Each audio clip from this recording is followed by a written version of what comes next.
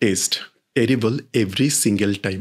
American author এবং teacher Julia cook তার বই অ্যান্টি টেস্ট অ্যাংজাইটি সোসাইটি বইয়ে এক্সামকে এভাবেই প্রেজেন্ট করেন, যার সাথে বেশিরভাগ শিক্ষার্থীরাই হয়তো এগ্রি করবে। পরীক্ষা বা এক্সামের ডেট যত কাছে আসতে থাকে, পরীক্ষা নিয়ে অ্যাংজাইটি বা ভয়ের পরিমাণও তত বেশি বাড়তে থাকে। স্পেশালি গুরুত্বপূর্ণ পরীক্ষার আগে আমাদের মধ্যে এই বিষয়টা বেশি কাজ করে। ভয় থেকে অনেকের মধ্যে বিভিন্ন ধরনের ফিজিওলজিক্যাল সিমটম তৈরি হয়, যেমন মাথা ব্যথা করা, পেট গুড়মুড় করা বা বমি বমি লাগা। আবার অনেকের মনে হতে থাকে সে কিছুই মনে রাখতে পারছে না, সবকিছু ভুলে যাচ্ছে। কারো কারো ভয় এতই বেশি থাকে যে পরীক্ষার আগে তারা ঠিকমতো খাওয়া দাওয়া করতে পারে না। কিছু কিছু স্টুডেন্টের ক্ষেত্রে তো আরো এক্সট্রিম, পরীক্ষার আগে সেন্সলেসও হয়ে যায়। আমরা আমাদের লাইফে সবাই কম বেশি কখনো না কখনো এক্সাম নিয়ে এই ভয়টা এক্সপিরিয়েন্স করেছি।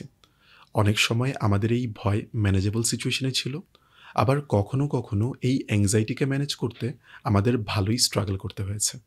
But somehow we survive. আমি তানভীর আহমেদ প্রান্ত, কনসালটেন্ট সাইকোলজিস্ট। আজকের ভিডিওতে আমি আমাদের এই এক্সাম অ্যাংজাইটিকে আরও বেটার এবং সহজভাবে কীভাবে ম্যানেজ করা যায় সেটা নিয়ে কথা বলবো। ওয়ার্ল্ড ওয়াইড স্টুডেন্টদের মধ্যে এক্সাম অ্যাংজাইটি খুবই কমন বাট কনসার্নিং একটা ফেনোমেন। বাংলাদেশেও সেম। বাংলাদেশের এডুকেশন সিস্টেম আরও বেশি কম্পিটিটিভ। জিপিএ 5, অ্যাডমিশন টেস্ট আর বাবা মা বা সোসাইটির এক্সপেকটেশন, এই কালচারের কারণে মাঝে মাঝে এক্সাম নিয়ে এই প্রেশার এক্সট্রিমে পৌঁছে যায়। ফলে পরীক্ষায় ফেল করা মানে শুধুমাত্র একাডেমিক্যালি ফেল করা না, অনেকের জন্য পরীক্ষায় ফেল করা মানে সোশ্যালি ফেল করা, অ্যাজ আ পার্সন ফেল করা। এবং এই জন্য পরীক্ষা শব্দটা শিক্ষার্থীদের লাইফে একটা টেরর। গবেষণায় দেখা যায় 25-40% স্টুডেন্টরা এক্সাম নিয়ে বিভিন্ন মাত্রায় অ্যাংজাইটি এক্সপিরিয়েন্স করে। অন্য একটা সার্ভেতে পাওয়া যায় 1300 স্টুডেন্টদের মধ্যে 96% স্টুডেন্টরাই রিপোর্ট করে তারা তাদের এক্সাম নিয়ে অ্যাংজাইটি ফিল করে। এর মধ্যে 59% স্টুডেন্টরা বলে তাদের এই এক্সাম অ্যাংজাইটির বড় কারণ হলো বাবা মার প্রেশার, এবং 64% শিক্ষার্থীরা জানায় তাদের এই এক্সাম অ্যাংজাইটিকে কীভাবে ডিল করতে হয় এটা নিয়ে কখনো কোনো স্পেসিফিক সাপোর্টই পায়নি। মেডিকেল স্টুডেন্টদের এক্সাম অ্যাংজাইটি নিয়ে গবেষণায় পাওয়া যায় মেয়েরা ছেলেদের চাইতে এক্সাম অ্যাংজাইটি আরও বেশি এক্সপিরিয়েন্স করে, এবং এই এক্সাম অ্যাংজাইটির প্রভাব স্টুডেন্টদের মধ্যে কিভাবে পড়ে সেটা নিয়ে একটা গবেষণায় পাওয়া যায় সিভিয়ার এক্সাম অ্যাংজাইটির স্টুডেন্টদের পারফরমেন্স 12% ড্রপ করে, কম্পেয়ার টু যাদের অ্যাংজাইটি মডারেট টু লো লেভেলে থাকে। তাই আমরা আমাদের এই পরীক্ষা রিলেটেড ভীতি কীভাবে ডিল করতে পারি তা জানা আমাদের জন্য খুবই ইম্পর্টেন্ট। আমাদের এক্সাম অ্যাংজাইটি ম্যানেজ করার জন্য আমরা কিছু টিপস ফলো করতে পারি। অবভিয়াসলি এতে আমাদের অ্যাংজাইটি পুরোপুরি কমে যাবে না, বাট এই টিপসগুলো আমাদের পারফরমেন্স বাড়াতে আমাদেরকে হেল্প করতে পারে। 1. আপনার অ্যাংজাইটি সম্পর্কে জানুন। অনেক স্টুডেন্টরাই বলেন আমরা আমাদের অ্যাংজাইটিকে পুরোপুরি বাদ দিয়ে দিতে চাই। কী করলে একদমই অ্যাংজাইটি থাকবে না সেটা বলেন। অ্যাংজাইটি না থাকলে আমি আরও ভালো মতো প্রিপারেশন নিতে পারবো। কিন্তু এটা আসলে একটা ভুল ধারণা। আপনার মধ্যে পরীক্ষা নিয়ে অ্যাংজাইটি কাজ করছে বলেই আপনি আসলে পড়তে বসছেন। যদি এক্সাম নিয়ে বা পরীক্ষার ফলাফল নিয়ে আপনার কোনো উদ্বেগ না থাকতো, তাহলে হয়তো পড়তে না বসে আপনি অন্য কিছু করতেন, যেটা আপনার জন্য বেশি গুরুত্বপূর্ণ। আমেরিকান সাইকোলজিস্ট ইয়েরকিস আর ডটসনের একটা থিওরি আছে, যেটাতে তারা বলেন আমাদের পারফরমেন্স ফিজিক্যাল এবং মেন্টাল অ্যারাউজালের সাথে বাড়ে। এটাকে যদি আমরা আরও সহজভাবে একটা গ্রাফ দিয়ে দেখি তাহলে বিষয়টা অনেকটা এরকম। আমাদের অ্যাংজাইটির লেভেল যখন 0, আমাদের পারফরমেন্সের পরিমাণও তখন শূন্যই থাকে, এবং অ্যাংজাইটি বাড়ার সাথে সাথে আমাদের পারফরমেন্সও বাড়তে থাকে, এবং একটা মডারেট লেভেলের অ্যাংজাইটি আমাদেরকে হাইয়েস্ট পারফর্ম করতে হেল্প করে। তবে একটা সার্টেন লেভেলের অ্যাংজাইটির পর আমাদের পারফরমেন্স ড্রপ করে। তাই অ্যাংজাইটি হলে সেটাকে ভয় না পেয়ে এবং এই অ্যাংজাইটিকে বাদ দেওয়ার চেষ্টা না করে এটি মডারেট লেভেলে বা মাঝারি পর্যায়ে রাখার কৌশল শিখুন। এটি আপনাকে আরও ভালো প্রস্তুতি নিতে এবং বেটার পারফরমেন্স করতে সাহায্য করবে। 2.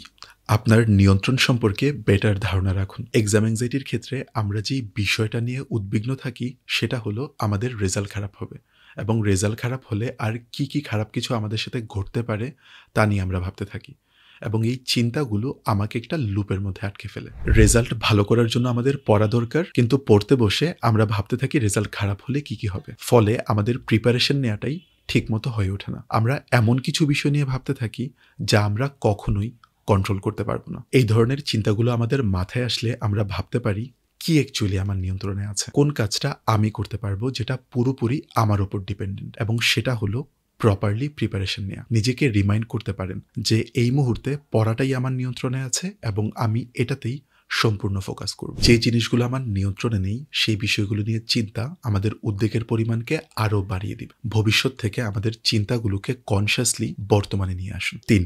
ব্রিদিং রিল্যাক্সেশন প্র্যাকটিস করুন। পরীক্ষা নিয়ে দুশ্চিন্তা থেকে অনেকেরই পালপিটেশন বেড়ে যায়, দম বন্ধ লাগে বা শ্বাস নিতে কষ্ট হয়। ব্রিদিং রিল্যাক্সেশন আপনার এই ফিজিওলজিক্যাল সিমটমগুলোকে ম্যানেজ করতে আপনাকে বেশ হেল্প করতে পারে। ডায়াফ্র্যাগমেটিক ব্রিদিং আমাদের ভেগাস নার্ভগুলোকে স্টিমুলেট করে, যা আমাদের শরীরের প্যারাসিম্পেথেটিক নার্ভাস সিস্টেমের মেইন কম্পোনেন্ট, যা আমাদের বডিকে রেস্টিং বা রিল্যাক্স স্টেটে আনতে রোল প্লে করে। এই এক্সারসাইজের অনেকগুলো ভেরিয়েশন আছে, যার মাঝে আপনি 4, 5, 8 টেকনিক ফলো করতে পারেন, যেখানে আপনি লম্বা করে 4 সেকেন্ড ধরে শ্বাস নেবেন এবং 5 সেকেন্ড ধরে শ্বাসটাকে আটকে রাখবেন। তারপর ধীরে ধীরে 8 সেকেন্ড ধরে শ্বাস ছাড়বেন এবং এই এক্সারসাইজটি প্রতিদিন 2 থেকে 3 মিনিট পর্যন্ত 2 বার করে প্র্যাকটিস করতে পারেন। শুরুর দিকে আপনি হয়তো এই প্র্যাকটিসটি করে খুব একটা ভালো ফিল না করলেও আপনি মনোযোগ দিয়ে রেগুলারলি এই এক্সারসাইজটি প্র্যাকটিস করা শুরু করলে দেখবেন এটি আপনার অ্যাংশাসনেস কমাতে বেশ ইফেক্টিভলি আপনাকে হেল্প করতে পারে। পরীক্ষার হলেও বেশ নার্ভাস বা স্ট্রেসড ফিল করলে আপনি যদি চট করে 2 মিনিট সময় নিয়ে ব্রিদিং রিল্যাক্সেশন করে নেন, তাহলে আপনি বেশ শান্ত অনুভব করতে পারবেন। 4. ঠান্ডা পানির ঝাপটা নিন। আমাদের ভেগাস নার্ভগুলোকে স্টিমুলেট করার অন্য আরেকটা ওয়ে হলো শরীরে ঠান্ডা পানি লাগানো।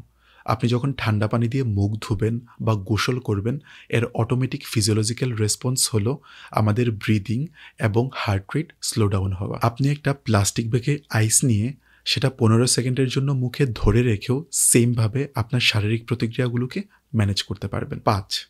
নিজেকে আইসোলেট করবেন না। অনেক শিক্ষার্থীরাই পড়াশোনার জন্য নিজেকে সবকিছু থেকে আলাদা করে ফেলে, পরীক্ষা পর্যন্ত সে আর কারোর সাথে দেখাই করবে না। অনেকের ক্ষেত্রে এটা একটা এফেক্টিভ স্ট্র্যাটেজি হতে পারে, বাট আপনার যদি অ্যাংজাইটি লেভেল হাই থাকে তাহলে আপনাকে এই স্ট্র্যাটেজি খুব একটা হেল্প করবে না। তাই এক্সাম টাইমে নিজেকে সবকিছু থেকে আইসোলেট না করে প্রতিদিন কিছু পরিমাণ সময় রাখুন আপনার পছন্দের মানুষ বা পছন্দের কাজ নিয়ে সময় কাটানোর জন্য। 6.